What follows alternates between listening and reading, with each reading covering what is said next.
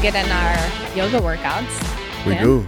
I've been seeing you on it. Yeah. I didn't know you were into yoga. Yeah, I've been doing yoga since like a long time, like probably 2009. Can you do all the headstands and Nah, things? I'm not. I can't What's do your that. yoga game? Question. Huh? What's your yoga game like?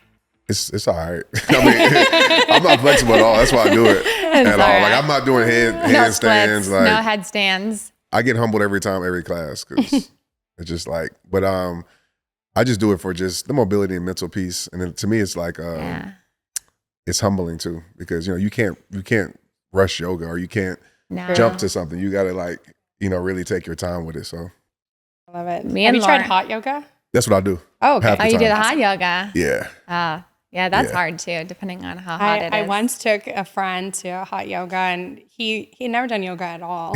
He got in there and was like, did they forget to turn on the air conditioning, guys? And I was like, no, it's meant to be like this. I love it. He hated it. He goes, I was praying to the good Lord Jesus the entire time to make it through. I love the just being drenched in sweat, and I like rub it all in. It feels so good. Same. And you have to be present in it. Oh, That's yeah. the biggest thing, is how good my mind feels. We did a little Detox. bit yesterday morning. We were like feeling that like, all right, get up and go, rushed energy. And I find like I'm just in my head, and then I get into a yoga flow, and then it's just like peace and calm after, especially with the headstands. But you've been in quite a bit of a health kick, Yeah. right? Yep. I have. Yep. Trying to get back into it before I get too old. So. Yeah. What's that look like? Just as far as what, like the routine? Yeah. So like this morning, first thing I usually work out fastest. So I go to Lifetime sometimes because they have classes. So I just jump into class, so I don't have to think much.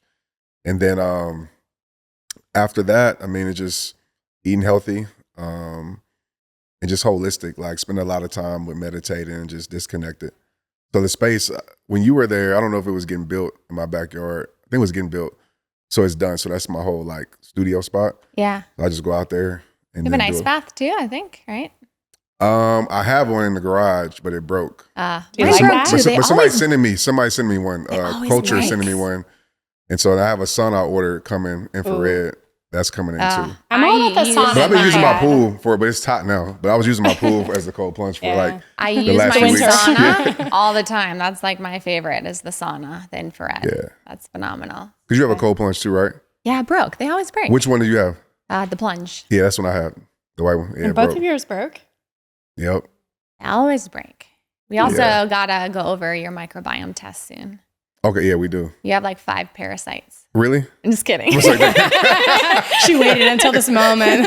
It's an intervention. I told Lauren I was gonna I'm tell not you sure that. that's bad or good. I was like, is that Do I bad? want the little fellows? It's like, this is why you've lost so much weight, is because you actually Is- have 5 parasites Is that are eating eating Is it Yeah, all like your yeah. parasites necessary though? Like, aren't there good parasites? Or am I making it up? I mean, there's Microbes, yeah. There's a lot of microbes that are in our gut. There's probiotics, parasites, not so much. Little Yeah, we worms don't in want there. those guys in You don't want there. the worms. But they're actually really common. No, your gut was actually pretty good for the most part. I mean, there's some fine tuning we can do, a little bit of some imbalance in the good and the bad, but I think that's most people. But there wasn't any parasites. There wasn't any like bad overgrowths.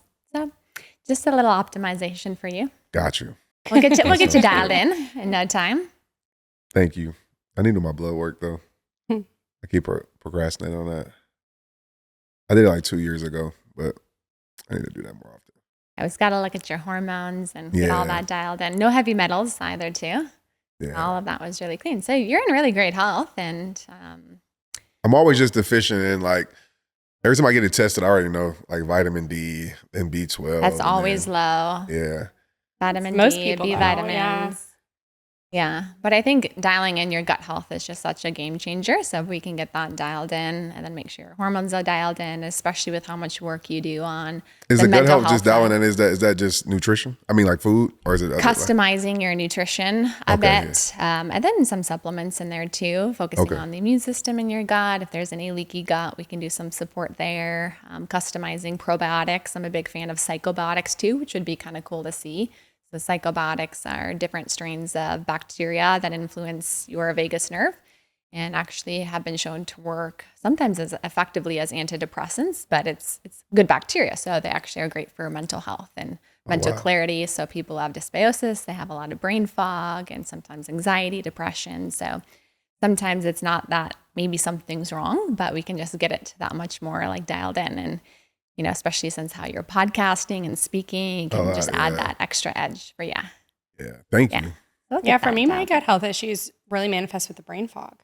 And it wasn't really until the fog lifted and I had contrast that I understood how much I was dealing with. And so when the gut health stuff for me, that's the biggest thing that changed. My productivity and focus, like night and day change, skyrocketed. So it's that gut brain connection is just incredible. It was, definitely true for me. What I really want to dive into with you today is talking a bit about identity and self-worth, because I know that's an area that you speak about quite a bit. And before we get into that, I'd love it if you could take us back to that moment where you were an NFL football player. And I know for you, a lot of your identity and who you were very wrapped up in what you did in your career. I mean, your entire life was football, as we see that a ton with athletes. We see this with entrepreneurs, right? So much of our identity is wrapped up in what we do and not who we are. And it was a massive shift for you when that came crumbling down. So take me back to that moment where everything shifted for you and what happened. Yeah. So it was 2009. So my career wasn't over, but I knew it was over. Like I had one more year. NFL, you probably have 3 years. And I'm in my parents' house in my room. And I'm at my lowest point in life, like hands down. And I still remember like it was yesterday. And I'm looking around my room and just going through this time of like, is this it? Like, do I even want to live anymore? Wow. Like, I reached my mountaintop. What else is there to life? And I'm looking at pictures, Tristan's one at the time. Looking at my best friend that committed suicide, looking at all these trophies, and I'm like, the love that people have for me is no longer going to be the same. Because that's the thing people don't talk about. It's like your worth is tied into this because everybody loves you because you're providing some type of benefit to their life. Now that benefit is gone. And I start to see changes start to happen with friends, and my phone's not ringing as much. Oh, you did? Oh, absolutely. But you noticed 1,000%. a loss of love, actually. Oh, yeah, 1,000%. Because sometimes people have the perception, right, of like, people aren't going to like me as much or love me, but you actually saw that feedback loop immediately. Oh, yeah, immediately. I mean, my phone was dry. It wasn't the same. And I remember me asking this question to myself, and I was like, is this it? And when I asked that question, there was no connection that's like that was the truth. And immediately I felt this, what I call internal knowing that like, this is just the beginning. Wow. And saying that now, it seems like, oh yeah. But like, if you would go back in that moment, that would seem crazy because there was no external evidence that there was more to my life. And so at that moment I had a choice. And I still say this today, I can sink or I can swim. And I decided to swim with no idea of where I was going, who I would be. And from that moment, I walked into my parents' guest room, literally upstairs. My parents are downstairs, so nobody's there. My brother's out the house. And I got on my iMac computer, because I didn't have no camera or nothing like that. And I pressed record. And I recorded, actually, it was a Bible study for myself, and I recorded it. And to this day, it's on YouTube. It's like one of my first videos. And that was the moment where I felt like, okay, there's something here. And it gave me a sense of light in that dark moment. Did you share it? Or was it like something you just were like, this is for me? I'm curious. Did I share it? Yeah. Like online? Uh-huh. Yeah. You did share it? Yep. I shared it online. So it's like your first motivational talk, but to yourself. Yep. And it was really to myself when I found out and sharing it to other people. People was like, man, I needed that. Wow. Do you remember what you said? It was a Bible study? It was, I want to say it was about not giving up and better days are ahead, something around there. So when I say Bible study, it wasn't like open up your Bible to passage. You know what I mean? It was more like, Revelation. hey, I came across this scripture. It was like a scripture Jeremiah verse. 29:11 and whatever it may be. And what's crazy at that time, like, I don't know if there's a way, I want to watch my words. Like, I don't think you have to live a certain way, to be able to be some type of motivational figure, whatever like that. But I will tell you at that time, like my life was I have rehab time. I would say my life was like 1 foot in, 1 foot out. And at that time, man, I might have been under the influence recording that video, to be honest with you. But I'm proud of that version of myself because I didn't wait till I was perfect or didn't wait till I have it all together to start the change. Look, I get it. You are burnt out with today's healthcare systems and options that are being offered. Maybe you've gone the conventional medicine route and you've gotten basic lab testing done and everything came back as normal, but you still felt like something was truly wrong in your body and you still struggled to get better. This is why I'm so passionate about what we do at Rachel Shear Nutrition. We are not like a lot of the other functional medicine practices that are out there. We are not a one-size-fits-all program. The system that we developed was actually what I wish that I had when I was struggling with my own health issues, when I was on 5+ medications and I was being told that I needed to have my entire large intestine removed. I saw firsthand what it truly takes to heal. And it's not just extensive labs. Yes, those are important, but truly identifying why we have these problems in the first place, which means we want to get to know you. We want to get to know your lifestyle, your diet, your trauma history, the things that you walked through. We also bring in something called psychophysiology, which is the mind-body connection. And this is what it really means to have a holistic approach when it comes to healing. So if you're sick and tired of the conventional what approach without truly healing, and you're sick and tired of working with functional practitioners or just giving you cookie cutter plans, and you want to learn more about the RSN approach, you can book a free call by visiting rachelshear.com. Did you see that there was a big shift in your identity? Did it take time to rediscover who you were outside of that person that everyone knew you as and you had built? Yeah. I mean, it took probably a few years after that because me walking into this motivational, it wasn't even motivational at the time, but me walking into this self-help space, whatever I wanted to call it at the time, a lot of people didn't receive it because they're like, Trent, like, I know you. Like, why are you talking about that? Oh. You were just out in Dallas last night and you're talking about this, So it was a lot of that where I felt some guilt or even imposter syndrome or like, man, am I worthy of saying these things? And so many individuals chained me to my past. And what I realized is that the old me was beneficial to them.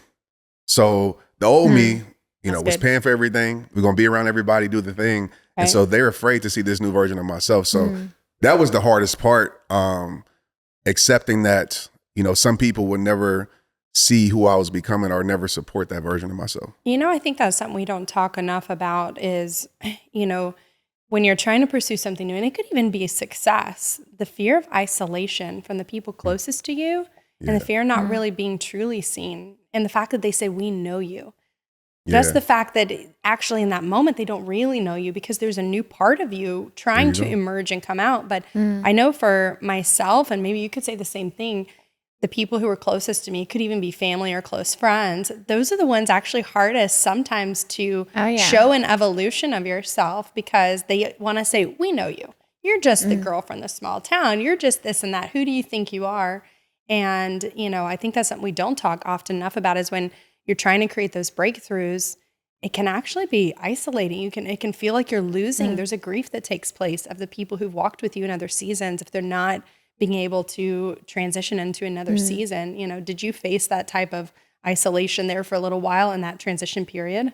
Yeah, absolutely. I had people around me that supported me. I had people around me that, didn't understand it, but they didn't give me any self-doubt. They didn't project that on me. The hard part was, I always say this, some people are too close to you to see your greatness. And what you're talking about is, we get desensitized to what's familiar. So if you're always around it, be like, it's just Trent. This is like, I know him.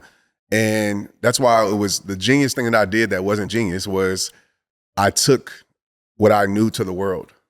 I didn't go to the people closest to me because the world just saw me for my message. They didn't see me for my imperfections or whatever are the mistakes. They saw like, oh, this guy has something to give. And that gave me the encouragement and gave me the confidence to continue when the people around me didn't see it. What would you say was the belief that you carried with the older version of Trent? So maybe this was the Trent who was NFL football player who just left that and was in this really low point in his life, questioning everything, like what's really the point of everything, versus the beliefs that you had to cultivate. It's in a lot of ways like the identity shift that you had to make. But what would you say was the belief system you had then? And how has that changed?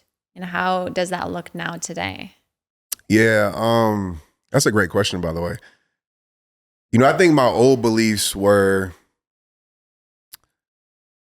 this is all that I was. I think I believed that there was nothing just more to my life. I believe that, if I change, will people love me? If I change, what if I fail?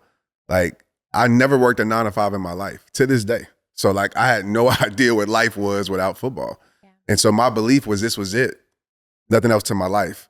And I think now is, and I'll tell you this too, I think as an athlete, we're trained to put our worth and belief in metrics, in numerical things. And so my success and failure was in something that sometimes I couldn't control. I'm worthy if I run a 4.4, if I have these yards and people love me. And it's true. If I catch a touchdown, I'm the man. If I don't, it's like, you suck. Even at Baylor, like it would be going to message boards, you drop a ball, like cut him, he's terrible. And you catch you catch a touchdown, we love you. And so my belief system was, the world only loves me when I'm perfect.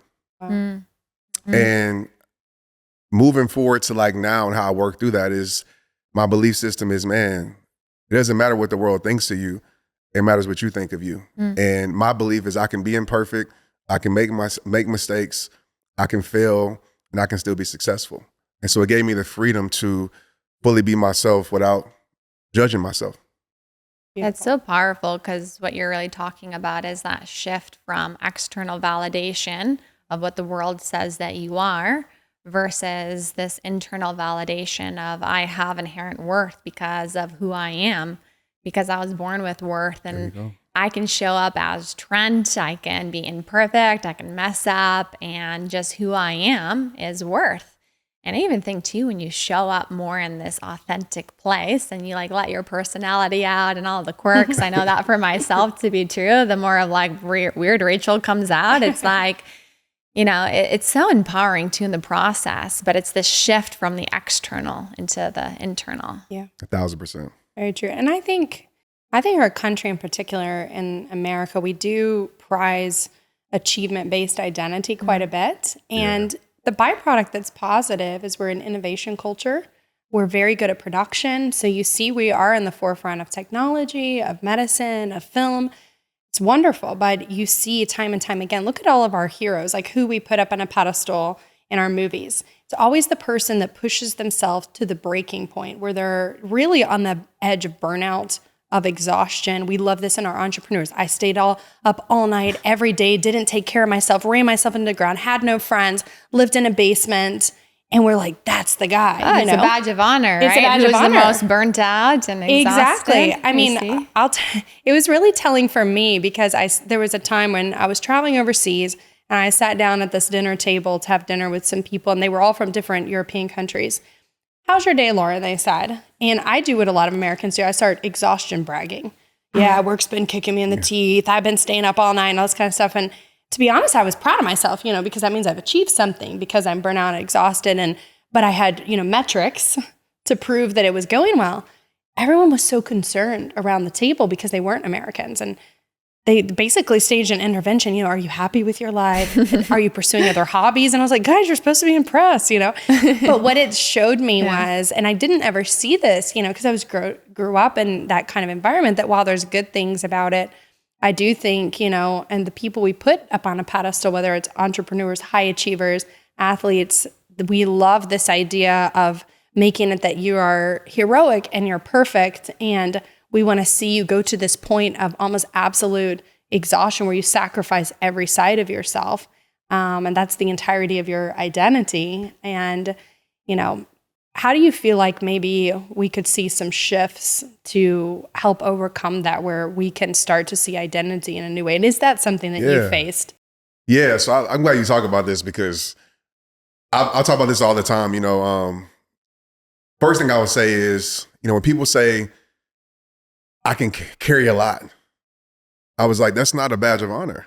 Ooh. Like, because you can carry a lot. Wow. Strength is, That I can let go. I've said that before. Of a lot, Me yeah. too. Me too. I understand sometimes we have to, Yeah. but that's survival mode, and we're not meant to. You think of anything, we're climbing a mountain, we're carrying a lot. Eventually, we're going to burn out, and we're not going to make it. So, I'd say strength is what you can let go of, not always what you can hold on to. So, I think we need to switch that, and then also too in the space of entrepreneurship online.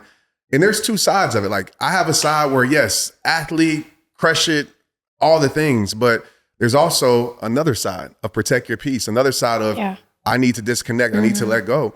And so this thing of mental toughness that I see a lot, it's like mental toughness, you just go. And I'm just like, that's not the case. That's not sustainable. So true. So true. Mental toughness to me is being able to say, you know what? I need a break. Yeah. You know what? Right. I need rest here. I need support here. I need help here. I think that's the greatest form of mental toughness, to be able to listen to what your mind is telling you that you need in your body and to be able to admit it. Yeah. What you're talking about is actually developing an ability to listen and tune into your body, which comes from a massive place of I'm worthy and self-love too, because when we're operating from a place of I'm just going to push past whether I'm hungry, whether I'm tired, whether I'm exhausted, I'm going to carry all of this. You know, what you're actually doing is you're overriding your body, and your body can be screaming and telling you like, I'm exhausted, I'm tired. And we're like, suck it up, you know, just push through. Yeah.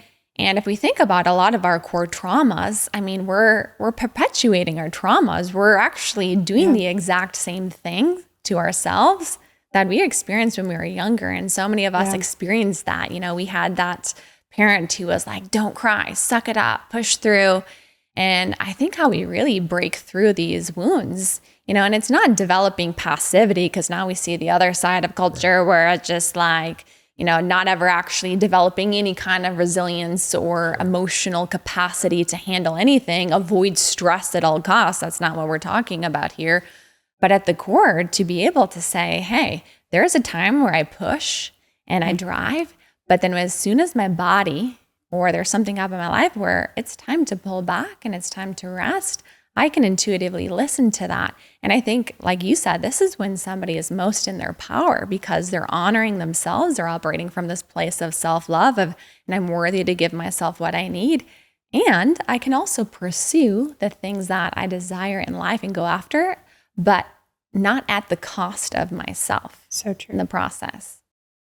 So Lauren, I'm so excited to have you a part of Rachel Shear Nutrition, but what are some of the reasons why you wanted to join the Rachel Shear Nutrition team? When I looked at the projections of where functional medicine is expected to go over the next few years, I mean, it's going to skyrocket, as well as telemedicine. So when I got to see, hey, this is an opportunity not just to be on the forefront of a conversation about the paradigm of healthcare changing in our nation today, but also a movement to equip those leaders who will lead the way. I mean, that's an incredibly exciting thing. So I'm excited to see what's ahead, because I mean, honestly, we're just getting started. I know, we're just getting started, and it's so exciting to see how functional nutrition and functional medicine truly is the healthcare of the future. And I am so excited to see the amount of health coaches and dietitians, nurse practitioners, and nurses who are wanting to get into this field, who are wanting to truly make an impact. They're sick and tired of having only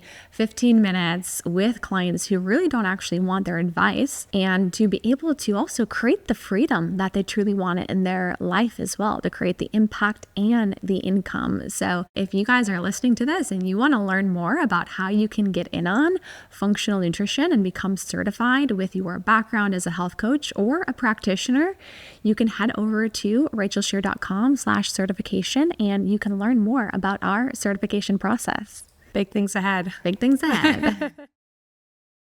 Yeah, I told this past weekend, I told one of my kids in football, he needed a break. And he actually said, Coach, I need a break. And I said, man, I'm proud of you. Yeah. Because you took a break.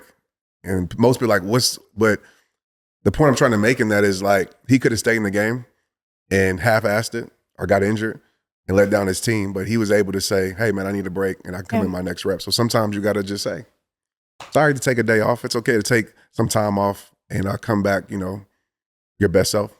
How much do you think that what we're talking about here with identity plays a role in some of the mental health concerns that we've seen. I mean, it's one of those topics that's kind of close to my heart. I've done a lot of research, the last couple books, just seeing that if you're looking at mental health in our nation today, like there's a lot of things that are really actually escalating. I mean, suicide's the highest it's been since the Great Depression right now.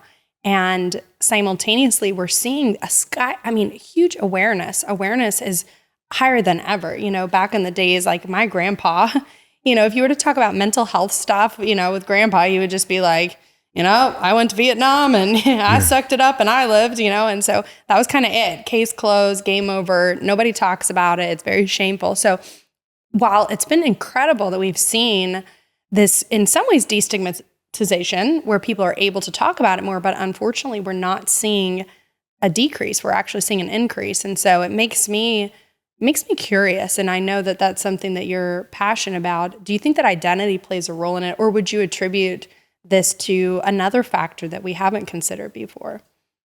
You know, I don't know. I mean, I think identity for sure could be a thing. You know, I just was texting my guy group, my brothers and some close friends. I was like, how are y'all on a scale from 1 to 10 mentally? And I think now, as you said earlier, Rachel, the awareness is there. It's like, oh, I'm a 7. And I was like, okay, well, now, let's take action. So, you know, let's get blood work done. Like, are you deficient? Like, let's make sure we're working out, moving our body. When that conversation is had, it kind of gets silent a little bit. So I think awareness is at an all-time high in the world. I think people, even in my field, like I've always talked about self-worth. And for years, there's a high, you know, female like following. But now men are starting to come out and be able to admit it. That's you know, I'm just being able, my inbox is starting to get more full. So good. But I think there is an identity thing with, I can be aware of it, but if I talk about it too much, or if I go to therapy, or if I do these things, then it still means I'm weak. And so I think from the male population, I still think we're tying therapy and yoga and all these things to weakness. Yeah. And to me, that's strength. Yeah. Wow. So well said. Yeah. We talked about even earlier, this was off air, just me and Lauren, you know, about how it takes actually more strength to say, hey, I'm not okay. I need help. And working with that practitioner or doing the functional medicine and actually saying like, I need help and I'm willing to ask for it. But I think especially among men, I mean, men are told to suck it up, you know, not show emotions. That's so common. And since they were boys, usually. Yeah, to numb. And then they get to this point where things are really, really bad. And people are like, I didn't even know you were struggling. I didn't even know anything was really going on in your life. Right. And there's this belief that is, all right, I can't actually speak about these things. And it is a bit of an identity piece for sure that I think we're experiencing. Well, and I would say too that we've kind of had this understanding that there's the mental and then there's the physical. So if you're dealing with anything in the mental health category, people think it's purely psychological. And what I love what you just said is, have you gotten your blood checked? Interesting that you threw that in the conversation along with other things. And it's something we talk a lot about, which is psychophysiology, is understanding that the body and the mind, I mean, we just talked about this with brain fog. I saw it in myself, you know, what I was dealing with that you could have said was manifesting as anxiety or brain fog, but it wasn't actually psychological in my case. There was maybe some psychological components for that season of my life, but it was kind of this cocktail effect of the gut health and that kind of thing. And so I think we're just now starting to understand how much stress, our mindset, our sense of how we see ourselves in the world around us, it really does affect the body, and the body really affects the mind. What role do you think that the hustle culture and society as a whole plays a role in the epidemic of these people who are struggling with their self-worth, which we could say is an identity piece, and also mental health as a whole? I think a major part, you know, and the illustration I would give with that is, I think what the hustle culture teaches you, it shows you one side of it. Like you said, there's times where you got to go. There's times where sometimes you do got to suck it up. You know what I mean? You're going to have your seasons, but it's not a lifestyle. You know, it's a season, not a lifestyle. And we're making this thing a huge lifestyle, and we're showing one side of it on social media. When that same person has their struggles, when that same person might be burnt out, but they're not showing that because they're so afraid to mess up their brand or they want to like the expert, whatever. And so it's a race. And I always tell people, when you enroll yourself in a race that's you're not meant to run, you're going to burn out. I learned that running track. Like if I'm trying to keep up with the pace of somebody who's been doing this for a long time or has a different support system, and I'm trying to keep up with this person because I got to hustle and grind, eventually I'm going to find myself burnt out. And so you have to get to a place mentally and worth-wise to say, this is my pace and I'm good with it. So my pace might look like a turtle to somebody. It might look like a cheetah to somebody, whatever. But this is my pace that serves me well. Yeah. And so in social media era, I feel like that's the hard thing because I call it comparisonitis, right? We're comparing our life to everything. And the more we compare, the more we feel like we have to keep up. We're not doing enough or we're doing too much. And so you have to be whole within yourself to know, I trust my process and I trust myself in this. Yeah. Yeah. We all have different stress thresholds. And that's something that we speak to quite a bit. And based off of your upbringing, based off of your traumas, what may be too much stress for one person may be tolerable for another person. And also there's the ability to cultivate, I'm sure there was a lot more stress that you experienced your first time public speaking and doing motivational talk as being that beginner versus, now you just are like, all right, I can get up there and there's not that same stress. So that's going to be very individual for each person. But what would you say for you helped you with the self-worth side of things? Or maybe another way to frame this is, what advice would you give to people who are listening who are struggling with their own sense of worth?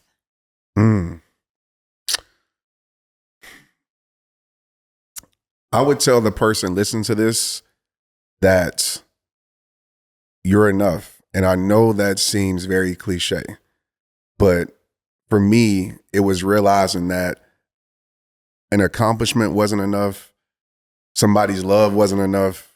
How the world saw me, status, fame, wasn't enough followers, a blue check mark by my name. I was created enough. And once I realized that, it gave myself the freedom to freely be me. I know this is true that most people are suffering from self-worth because they're tying their worth to something outside of them.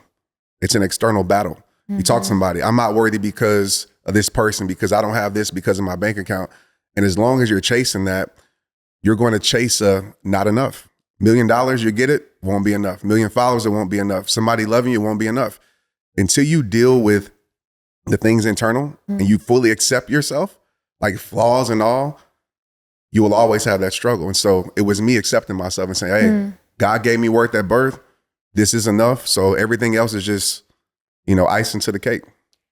I'm curious what your process has been as you're sharing that, because I think for a lot of people, we hear it and we can understand it and we can do the affirmations of I'm enough, but it's a completely different thing to embody that and to truly believe that through and through, because we show up differently when we truly intrinsically believe that versus somebody who's like, I'm enough, but everything they're doing between their actions and how they're showing up, they're like, but deep down, I know I don't feel that. So has there been a process or was there even a moment where you felt like it shifted from just being something that you thought versus something you embodied?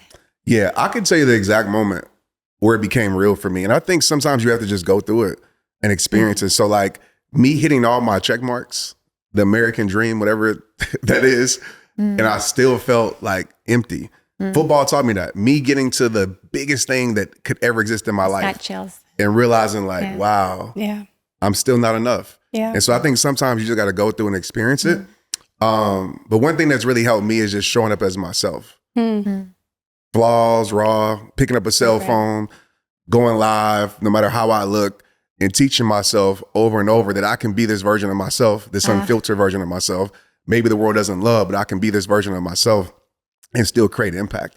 And so tactically, I would tell somebody that, like, try just showing up as your raw, authentic self as much as you can. And yeah, some people might not love you. Some people might change on you. Some people might talk about you. That's not your people. And so in 2015, 14, I wrote a spoken word called Pick Me Apart. And that's when I had enough. And literally the first line was, the first step to being unhappy is trying to please everyone else. Wow. what's the point of gaining the world if that game means you lose yourself? It doesn't add up. Oof. And so that was my coming out party, was like, all right, pick me apart. You don't like this, you don't like that. I'm just not your cup of tea. Yeah. So good. What you just said, though, I got chills like 3 times because it really resonated for me. And I want to share how, because I think often we do hear I'm enough, and we write it in our journals, and then we give ourselves the affirmation. But then as we take action and we show up in life, is we're doing things that don't actually speak that to ourselves. So what I'm really hearing from you is by saying, you know what, I'm just going to show up as Trent and be imperfect and do all of this and put this part of me forward.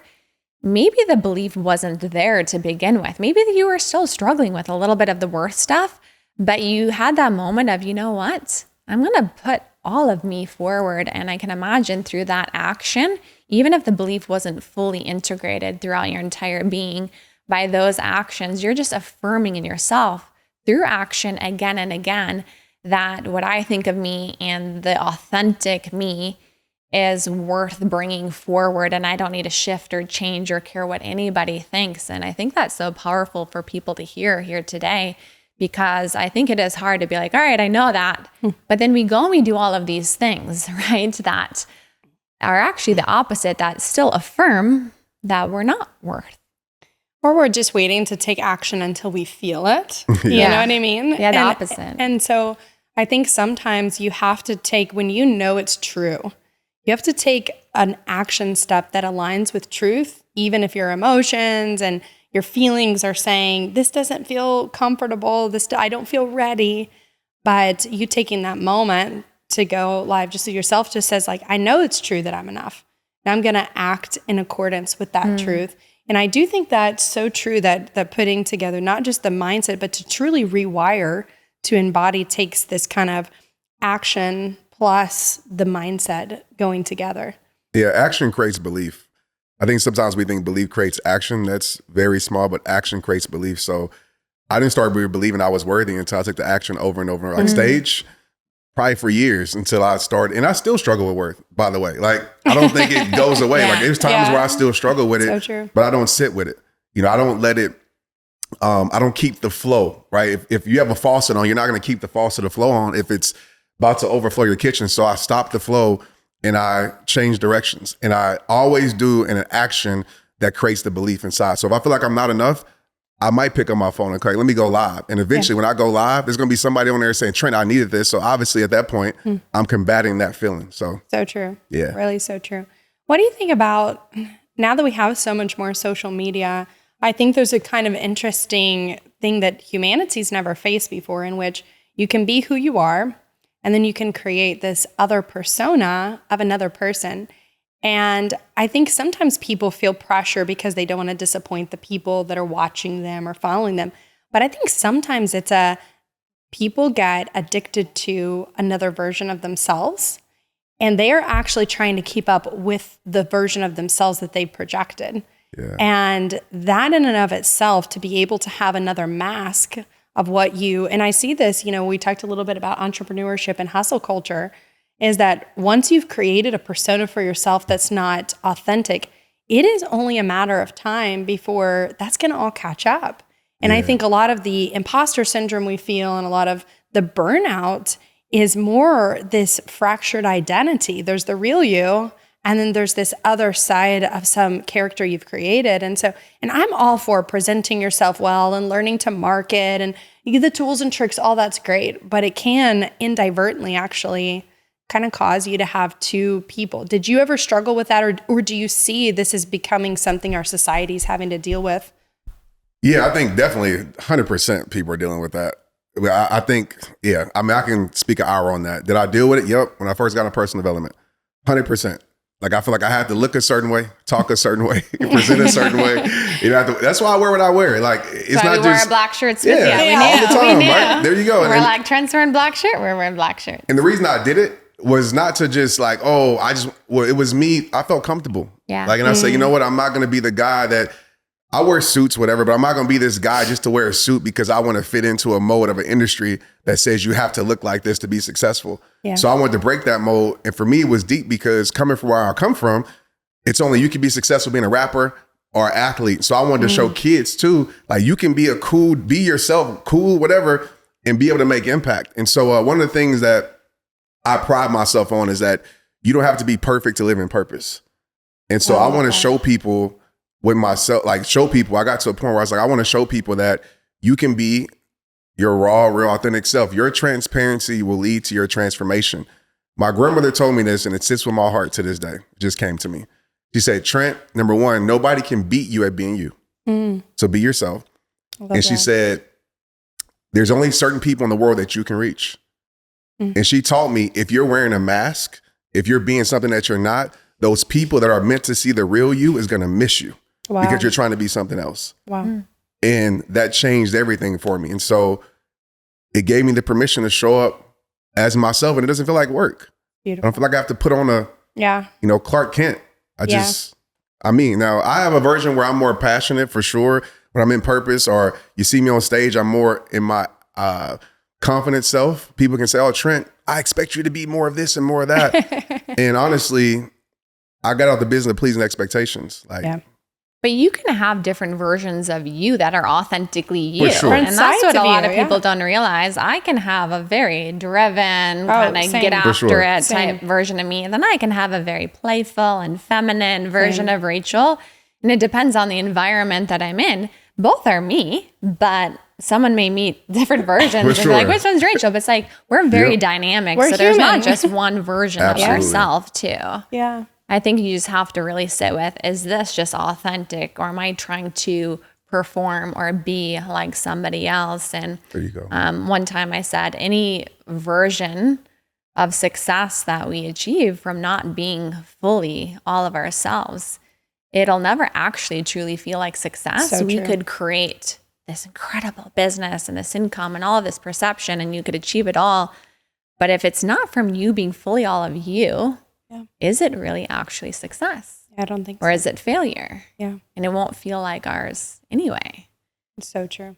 And so I think what I'm hearing is just the importance of also authenticity, right? We're talking about identity and creating that identity in a place of I'm worthy.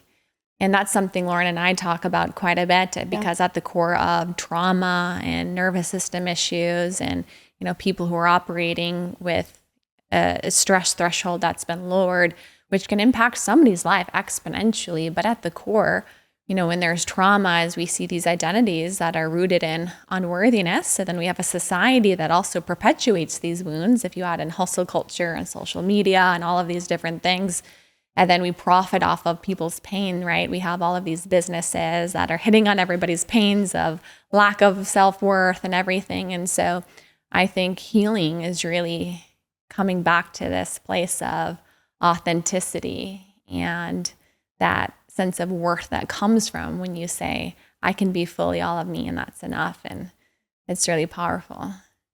So true. Yeah. You could go back in time, like say you at 14, you at 12 years old, like sit down and have a talk with yourself, knowing what you were going to walk through, what was to come. What would you say to yourself then? It all works out. 100%. It all works out. And I would just tell that version of me, trust, even when you don't understand, trust when it doesn't make sense, and trust that better's coming to your life. That's exactly what I would tell myself.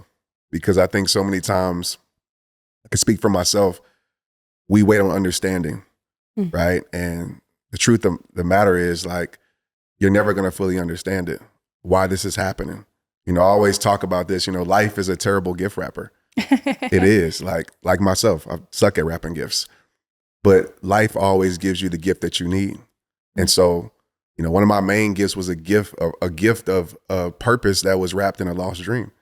And so if I would have judged my life at that point, and so many of us, we quit early. And I get it, because things aren't working out, but you got to know something better is coming back to your life. So I would tell myself, like, better's working out, bro. Like, don't give up. I know it's going to be very hard. You can go through some seasons, but the rain is necessary to produce the right harvest for your life. That's beautiful.